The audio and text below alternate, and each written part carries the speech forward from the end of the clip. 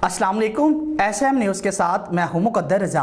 SM news studio में खुशामदीद। खबरों का सिलसिला बढ़ाते हुए अब शाम करते हैं कराची से डरकी ट्रेन हादसे में जान बाक होने वालों में कराची से लोधरा जाने वाली बारात के 11 लोग भी शामिल हैं।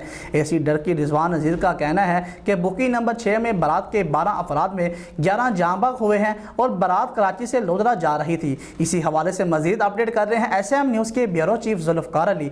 जी जुल्फ़कार, बताइएगा क्या तफसीलात हैं आपके पास? जी बिल्कुल, जैसा कि आपने बताया कि डर की ट्रेन हादसे में जहां बहक होने वालों में कराची से लोधरा जाने वाली बारात के 11 लोग भी शामिल हैं। इस हवाले से एसी डर की रिजवान नज़ीर का कहना है कि बोगी नंबर 6 में बारात के 12 अफराद में 11 जहां बहक हुए। बारात कराची से लोधरा जा रही थी।